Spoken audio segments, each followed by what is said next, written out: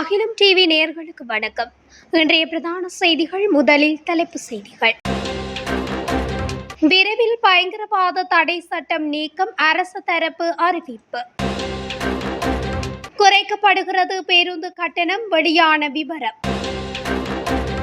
யாழில் இருந்து கொழும்பு நோக்கி பயணித்த பேருந்து கோர விபத்து. விமானப்படை முகாமுக்கு அருகில் விபத்து. வரி விகிதங்கள் தொடர்பில் டொனால்ட் ட்ரம்பின் முக்கிய அறிவிப்பு. சீனாவில் பரபரப்பு, மாயமான ஜனாதிபதி ஷி ஜின்பிங் இந்தியாவுக்கும் எச்சரிக்கை. கனடா விமான நிலையங்களில் குண்டு மிரட்டல்கள். பிரித்தானியாவின் இராணுவ தளத்துக்குள் ரகசியமாக நுழைந்த பாலஸ்தீன ஆர்வலர்கள். தொடர்பென விரிவான செய்திகள். இலங்கையில் தற்போது நடைமுறையில் உள்ள பயங்கரவாத தடை சட்டம் எதிர்வரும் செப்டம்பர் மாதம் அளவில் முழுமையாக நீக்கப்படும் என்று நீதி அமைச்சர் சட்டத்தரணி ஹர்ஷன நாணயக்கார தெரிவித்துள்ளார். கருத்து சுதந்திரம், அரசியல் சுதந்திரம், அடையாளம் என்பவற்றை பாதுகாக்கும் வகையிலும் சர்வதேச நியமனங்களுக்கு அமையவும் மக்களின் அடிப்படை உரிமைகளை பாதுகாக்கும் வகையில் புதிய சட்டத்தை இயற்ற எதிர்பார்க்கின்றோம் என்றும் ஹர்ஷன நாணயக்கார சுட்டிக்காட்டியுள்ளார். தனியார் தொலைக்காட்சியொன்றுக்கு வழங்கிய நேர்காணலின் போதே அவர் இவ்வாறு குறிப்பிட்டுள்ளார். 1979 ஆண்டில் தற்காலிக ஏற்பாட்டு சட்டமாகவே பயங்கரவாத தடை சட்டம் கொண்டுவரப்பட்டது. எனினும் அது இன்றளவிலும் நீடிக்கின்றது. இந்நிலையில் குறித்த சட்டத்தை நீக்குவது தொடர்பில் ஆராய்வதற்காக குழு ஒன்று அமைக்கப்பட்டது. அக்குழு தற்போது அனைத்து கருத்துக்கள், யோசனைகள் தொடர்பில் ஆராய்ந்து வருகின்றது. பொதுமக்களின் கருத்துக்களும் கோரப்பட்டன. அந்த வகையில் செப்டம்பர் மாதமளவில் பயங்கரவாத தடை சட்டம் முழுமையாக ரத்து செய்யப்படும் என நீதி அமைச்சர் ஹர்ஷன நாணயக்கார தெரிவித்துள்ளார். பேருந்து கட்டணம் இன்று முதல் நடைமுறைக்கு வரும் வகையில் 0.55% குறைக்கப்படுவதாக அறிவிக்கப்பட்டுள்ளது. வருடாந்திர பேருந்து கட்டண திருத்தத்தின்படி இந்த கட்டண குறைப்பு அறிவிக்கப்பட்டுள்ளது. ஜூலை 1 முதல் பேருந்து கட்டணம் 2.5% குறைக்கப்படும் என போக்குவரத்து ஆணையம் முன்னர் அறிவித்திருந்தாலும் கடந்த 1 மேற்கொள்ளப்பட்ட எரிபொருள் விலை அதிகரிப்பை அடுத்து குறித்த முடிவு கைவிடப்பட்டது. இதன்படி புதிய எரிபொருள் விலை நிலவரப்படி பேருந்து கட்டணங்களை 0.55% மட்டுமே குறைக்க முடியும் என்று தேசிய போக்குவரத்து ஆணையம் தெரிவித்துள்ளது. புதிய கட்டண திருத்தத்தின் கீழ் பேருந்து கட்டணமான 100 ரூபாவில் எந்த மாற்றமும் இருக்காது. வழக்கமான சேவைகளுக்கு 27 ரூபாய், இரண்டாவது கட்டணத்துக்கு 35 ரூபாய் மற்றும் மூன்றாவது கட்டணம் 45 ரூபாய். பொது சேவைகள், அரை சொகுசு சேவைகள், அதிசொகுசு சேவைகள் மற்றும் அதிவேக நெடுஞ்சாலைகளில் இயக்கப்படும் அனைத்து பேருந்துகளுக்கும் இந்த பேருந்து கட்டண குறைப்பு பொருந்தும் என்று தேசிய போக்குவரத்து ஆணையம் அறிவித்துள்ளது. சிலாபம் புத்தளம் சாலையில் உள்ள தெதுரு ஓயா பாலத்துக்கு அருகில் இலங்கை போக்குவரத்து சபைக்கு சொந்தமான பேருந்து ஒன்று வீதியை விட்டு விலகி மரத்தில் மோதி விபத்துக்குள்ளாகியுள்ளது. குறித்த விபத்தானது இன்று முற்பகல் 11:30 மணியளவில் இடம்பெற்றுள்ளது. காயமடைந்தவர்கள் சிகிச்சைக்காக சிலாபம் பொது மருத்துவமனையில் அனுமதிக்கப்பட்டுள்ளனர். விபத்துக்குள்ளான பேருந்து பருத்தித்துறையிலிருந்து கொழும்பு நோக்கி பயணித்துக் கொண்டிருந்தது. விபத்து தொடர்பான மேலதிக விசாரணைகளை காவல்துறையினர் மேற்கொண்டுள்ளனர். காலி மாத்தறை பிரதேசத்தில் அமைந்துள்ள கொக்கலை விமானப்படை முகாமுக்கு அருகில் இடம்பெற்ற விபத்தில் இளைஞர் ஒருவர் காயமடைந்து வைத்தியசாலையில் அனுமதிக்கப்பட்டுள்ளதாக போலீசார் தெரிவித்தனர். இந்த விபத்து நேற்று இடம்பெற்றுள்ளதாக போலீசார் தெரிவித்தனர்.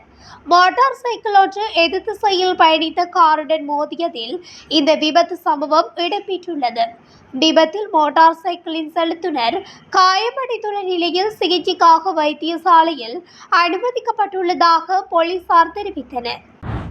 அமெரிக்க ஜனாதிபதி டொனால்ட் ட்ரம்ப் அமெரிக்காவுக்கு இறக்குமதி செய்யப்படும் பொருட்களுக்கு விதிக்கப்படும் வரி விகிதங்களை விவரிக்கும் கடிதங்களை இன்று முதல் பல்வேறு நாடுகளுக்கு அனுப்ப தொடங்குவதாக தெரிவித்துள்ளார். இது பல தனிப்பட்ட ஒப்பந்தங்களை செய்வோம் என்ற முன்னைய உறுதிமொழிகளை விட ஒரு தெளிவான மாற்றமாகும். ட்ரம்ப் நேற்றைய தினம் அயோவாவுக்கு பயணிப்பதற்கு முன்பு செய்தியாளர்களிடம் கருத்து தெரிவிக்கையிலே இதனை குறிப்பிட்டுள்ளார். ஒரே நேரத்தில் 10 நாடுகளுக்கு கடிதங்கள் அனுப்பப்படும் என்றும் அதில் 20% முதல் 30% வரை வரி விகிதங்கள் உள்ளடக்கப்படும். எமக்கு 170க்கும் மேற்பட்ட நாடுகள் உள்ளன. எத்தனை ஒப்பந்தங்களை செய்ய முடியும்? இவை மிகவும் சிக்கலானவை. புதன்கிழமை வியட்நாமுடன் ஒரு வர்த்தக ஒப்பந்தம் கைச்சாத்தானதை தொடர்ந்து சில நாடுகளுடன் மேலும் சில விரிவான ஒப்பந்தங்கள் கிடைக்கும் என்று நம்புகின்றேன். ஆனால் பெரும்பாலான நாடுகளுக்கு தனித்தனியாக பேசாமல் நேரடியாக வரி விகிதங்களை அறிவிப்பதே தனது விருப்பம் என குறிப்பிட்டார். வரி மட்டுமின்றி வேறு வர்த்தக தடைகளான விவசாய இறக்குமதிக்கு விதிக்கப்பட்ட தடைகள் வரை உள்ள ஒப்பந்தங்களை நிறைவு செய்வதில் உள்ள சவால்களை ட்ரம்பின் கருத்துக்கள் எடுத்துக்காட்டுகின்றது. ஏப்ரல் மாதம் ட்ரம்ப் ஆலோசகர்கள் 90 நாட்களுக்குள் 90 ஒப்பந்தங்களை செய்வோம் என தெரிவித்திருந்தமை குறிப்பிடத்தக்கது. சீன ஜனாதிபதி ஷி ஜின்பிங் கடந்த சில நாட்களாக பொதுவெளியில் காணப்படவில்லை. இதனால் சீனாவின் ஆட்சி அமைப்பில் பெரிய மாற்றம் நடக்கப் போகிறதா என்பது சர்வதேச அளவில் பாரிய கேள்வியாக எழுந்துள்ளது. ஷி ஜின்பிங் 2013 முதல் சீன ஜனாதிபதியாக உள்ள நிலையில் 2023 மூன்றாவது முறையாக பதவியேற்ற அவர் 2028 வரை ஆட்சி செய்ய இருக்கின்றார். ஆனால் கடந்த மே 21 முதல் ஜூன் 5 வரை அவர் 2 வாரங்களுக்கு மாயமாகியிருந்தார். தற்போது மீண்டும் அவர் தோன்றியிருந்தாலும் சோர்வாகவும் எதிலும் ஈடுபாடு இல்லாதது போல் இருப்பதாகவும் தெரிவிக்கப்படுகிறது. இதேவேளை எதிர்வரும் ஜூலை 6 தொடக்கம் 7 பிரேசிலில் நடைபெறும் பிரிக்ஸ் உச்சி மாநாட்டிலும் அவர் முதல் முறையாக பங்கேற்கவில்லை என்பது இந்த சந்தேகங்களை மேலும் வலுப்பெற செய்துள்ளதாக கூறப்படுகிறது. சீனாவின் முந்தைய ஜனாதிபதி ஜோ ஹிண்டோவும் இப்படியே திடீரென வெளியேற்றப்பட்டு ஜனாதிபதி பதவியை ஷி ஜின்பிங் கேட்டார். அதுபோலவே தற்போது ஷி ஜின்பிங் மீது உள்ள ஆதரவு குறைந்து அவர் பதவியிலிருந்து விலகப் போகிறாரா என கேள்விகள் எழுப்பப்பட்டு வருகிறது.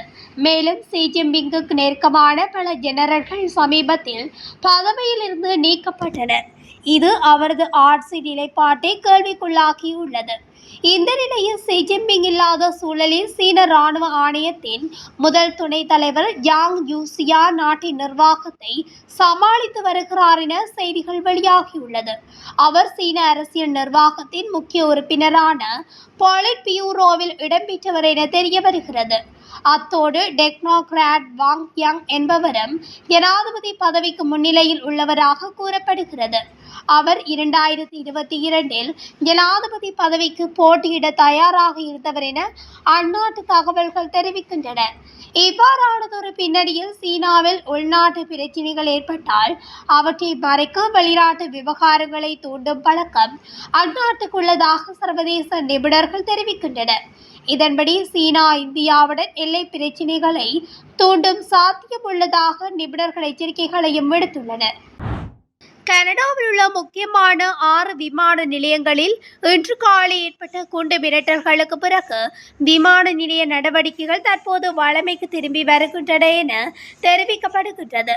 காலை நேரத்தில் ஓட்டாவா, மான்ட்ரியோல், எட்மண்டன், வின்னிபெக், கால்கரி மற்றும் வான்கூவர் விமான நிலையங்களின் விமான போக்குவரத்து கட்டுப்பாட்டு மையங்களுக்கு குண்டு மிரட்டல்கள் வந்ததாக நேவ் கனடா எனும் விமான பயணங்களை கண்காணிக்கும் அமைப்பு தெரிவித்துள்ளது.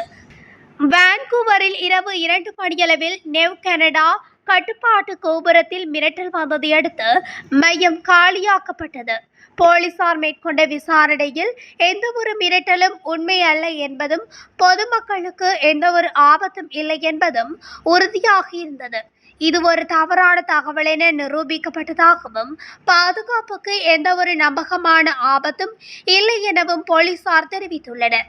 சில கட்டிடங்கள் காலியாக்கப்பட்டதன் பிறகு அதிகாரிகளின் மதிப்பீட்டு முடிவின் அடிப்படையில் நடவடிக்கைகள் மெதுவாக மீண்டும் தொடங்கப்பட்டுள்ளன.